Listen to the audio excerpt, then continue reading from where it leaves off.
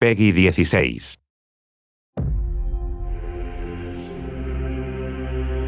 This really is the beginning of a new era, and I think beginning is an important part of that sentence. This is the first time I think that, in a long time that Bungie has stood kind of on its own.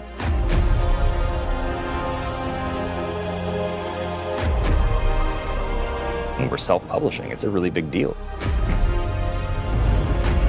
There's a huge opportunity here for us to really make our own decisions.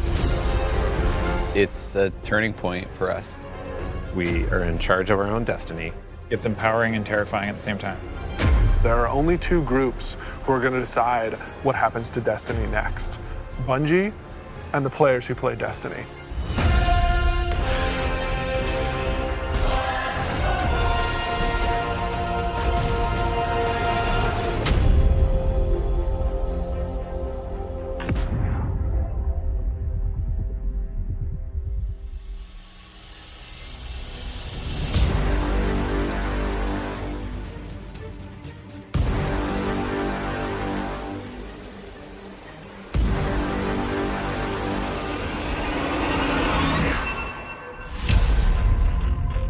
So at its core, Shadowkeep is about returning to the moon.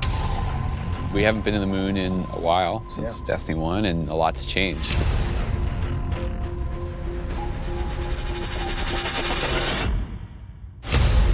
When you go back, it isn't exactly what you thought it was. There's like huge cracks ripped into it. There's a weird scarlet fortress.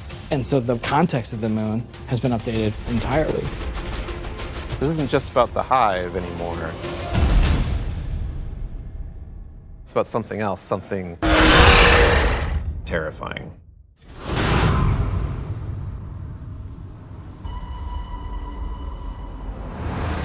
The moon this time around is something really scary that is playing on your fear in a way that hasn't happened before. Before it was, oh, it's a big giant thing and it's scary, but now there's actual some psychological elements to that.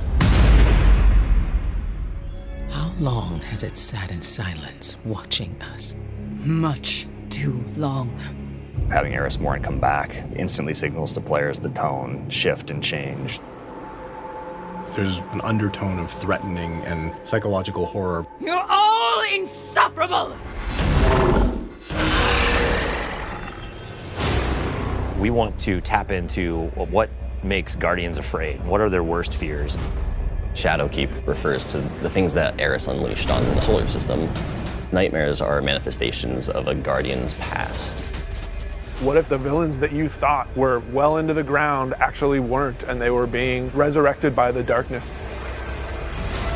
Eris is trying to figure out how she unleashed this kind of madness, and so she needs your help.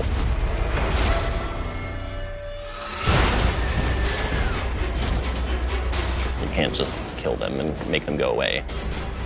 What if you can't do all of the things that you've grown accustomed to doing?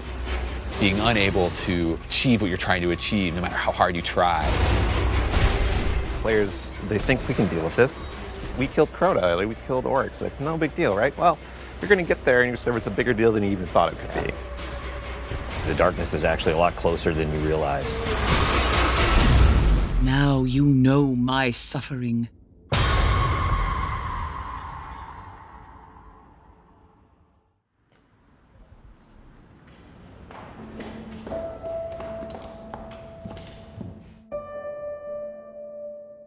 It's been a year, basically, of just a constant two-way dialogue with all of our passionate players. Under it or on the sides of it more? The number of green... That's really informed what it is that players want out of the Destiny game and how we're evolving, not just the story of the world, but what happens to you as a Guardian. The thing that was supposed to blow you back or whatever, it's related to acceleration. A bunch of the work that we're doing is about adding depth to the character sheet. The teams are thinking about how do we want to evolve armor, get more stats into the game, get more player customization. How can we get the depth of pursuit for how you want to play with this awesome character you've been building now for, some of us 5 years. And completely new ways of deepening the character RPG that we all know and love and want to be better.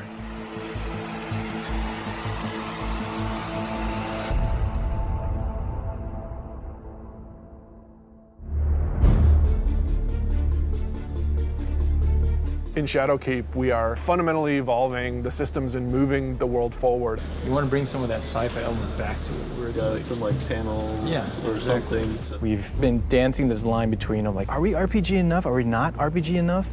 And now we're like, you know what? Screw it. Let's just go all in and just say like, hey, let's give players what they want.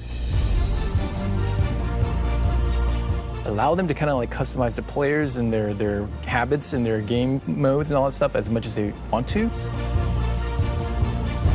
So in Shadowkeep, what we're doing is changing the way that armor, perks, and mods work pretty significantly. Right now in the game, if you have an armor set that you like the look of, but you have another armor set that you like the way it plays, you're probably going to pick the one that you like the way it plays.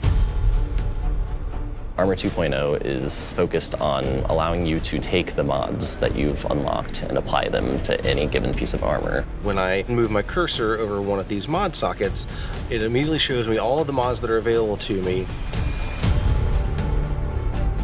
Personally, I'm excited about the artifact. Players just get to kind of like fidget with these knobs and switches and do all the things that they want to do. When you get to this last tier, each of these perks gets relatively close to what an exotic might feel like. That's going to be a lot of fun. It's going to be a lot of fun.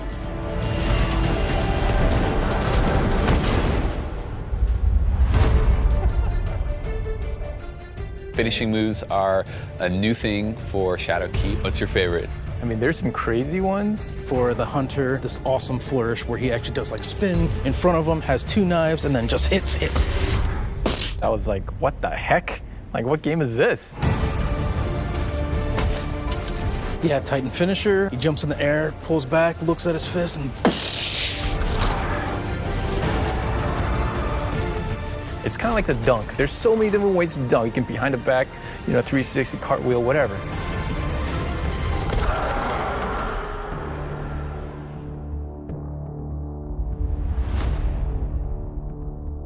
We're in the playtest lab every day, trying to figure out what's good for the game, what do people want, what have they been asking for, trying new ideas. So I want to try, I added radar hiding. Let me know how it feels to get shot by the heavy bow. I am working on an exotic heavy bow, and I'm just working on figuring out some knockback, trying to see how big this, okay, that's probably too much, but you get the idea. This is an exotic trace rifle. Fire it on an enemy and it creates a big old crit spot. Here's a hand cannon that Victor's working on. It fires special ammo, and it's a little bit like a one-handed sniper. Like, it's actually our only hand cannon with a scope on it. Right now, it kind of lights you on fire if you keep firing it too much. We'll see. Some people like it, some people are kind of but we'll hammer it all out. All right, it's time. It's about to get loud in here. 1v1. 1v1 on the board. Oh! One of the things we really want to focus on, especially with Season 8 and the start of Shadowkeep, is a renewed focus on PvP. You're all on the other team.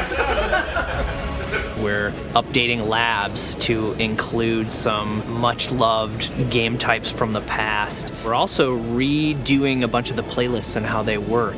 But the really important thing for players to know is this is just the beginning. This is us building the foundation of what we're doing with the Crucible going forward.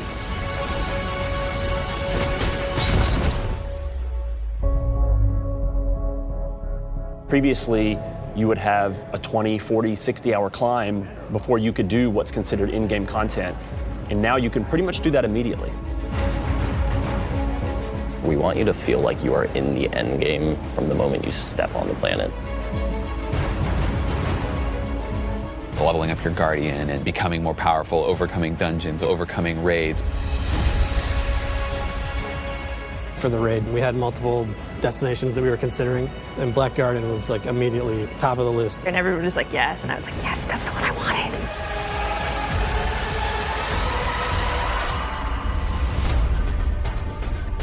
With Forsaken, we've started finding more ways for players to customize and personalize their character and differentiate themselves. Shadowkeep's going to push even further in that direction. The word, which is really guiding us in a bunch of ways, is depth. It's about experiential depth. When we look at how we're thinking about the next 3-5 years, it's really important to us.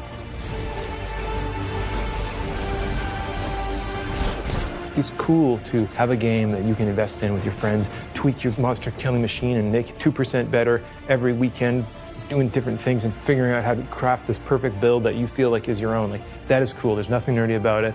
We're like happy to own that. We're gonna stand on that corner.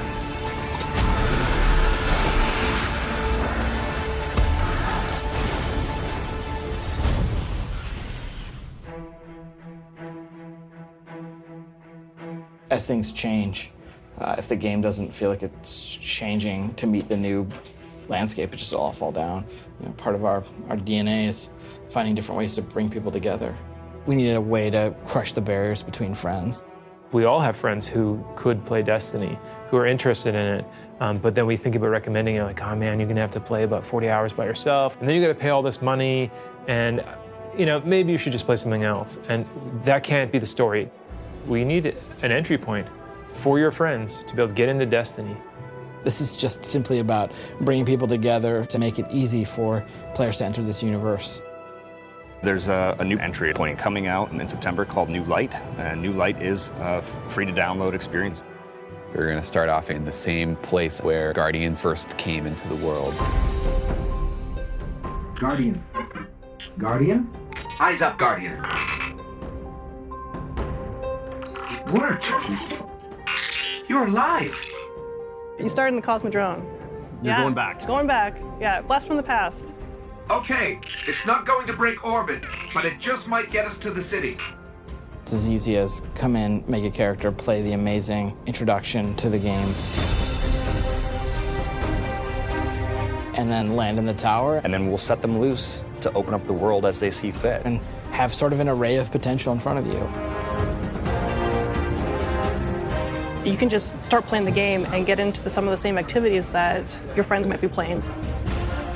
The campaigns from D to Year One, the Red War, Curse of Osiris, Warmind. Every world we have will be available for them to explore and to free roam and to do bounties on. Every cooperative strike, whether they're playing with friends or matchmaking, every competitive multiplayer map. The D2 Year One raids like Leviathan. Full access to Gambit, the hybrid mode that we have. All these things are available to them for nothing.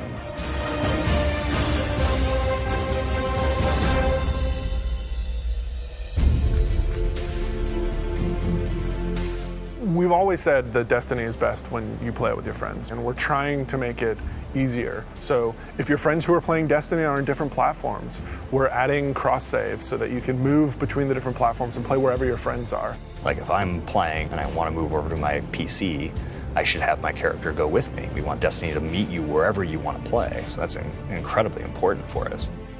We wanted cross-save before we shipped Destiny 2, right? Like a bunch of it was built. We just couldn't get there for capital R reasons. And many of those reasons have disappeared. So we are headed full steam ahead on that. And we got to figure out how we're going to get there and how we're going to give the players what they want.